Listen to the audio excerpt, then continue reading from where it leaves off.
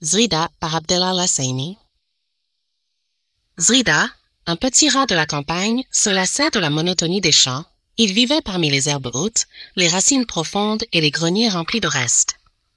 Mais un jour, une pensée lui traversa l'esprit. Et si la ville, avec son agitation et ses merveilles, lui apportait un monde tout autre, plus excitant, plus nourrissant?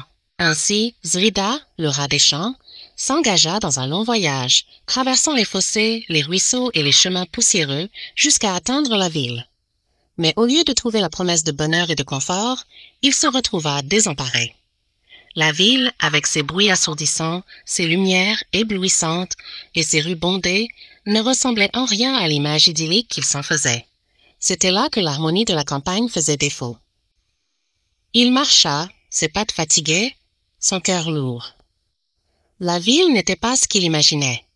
Il était loin des vastes horizons et des champs verdoyants. De plus, l'air était épais, chargé de poussière et de pollution. Zrida se sentait de plus en plus perdu, comme un poisson hors de l'eau. Pourquoi avait-il quitté sa campagne tranquille? Les gratte-ciels l'écrasaient et les ruelles étroites ne lui offraient aucun refuge. C'est alors qu'il aperçut un autre rat. Ce n'était pas n'importe quel rat, mais un rat de la ville, tout habillé et élégant. Son nom était Toufi. Il semblait parfaitement à l'aise dans ce monde de béton et d'acier, contrairement à Zrida, qui commençait à douter de sa décision. « Bonjour, dit Toufi en s'approchant de Zrida. « Tu viens d'où? » « Je viens des champs, répondit Zrida, tout en cherchant désespérément quelque chose à manger. « Je voulais voir la ville, mais tout ici est si bruyant et étrange. »« Ah, c'est normal, dit Toufi avec un sourire. « La ville, c'est tout un art de vivre, mais il y a aussi des avantages. » Zrida haussait les épaules, peu convaincu. Toufi l'invita à le suivre chez lui, où il pourrait se reposer et se nourrir.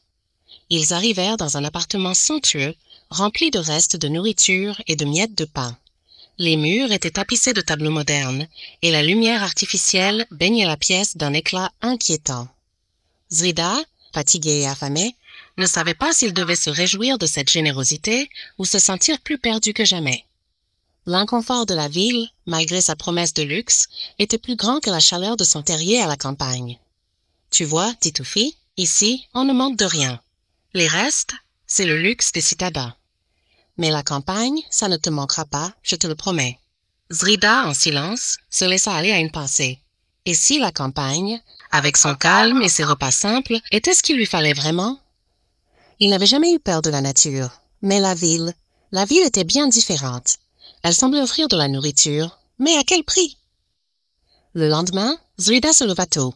Il était épuisé, mal à l'aise, et il n'arrivait pas à se réconcilier avec cette vie urbaine.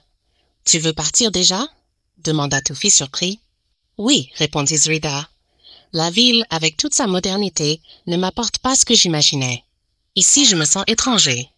Je préfère retourner dans mes champs, là où je me sens chez moi, là où le vent est pur et les graines abondent. » Toufi le regarda partir, un peu perplexe. Zrida, le rat de la campagne, se dirigea alors vers la sortie de la ville. Il reprenait son chemin vers les champs, les racines, les herbes et la terre.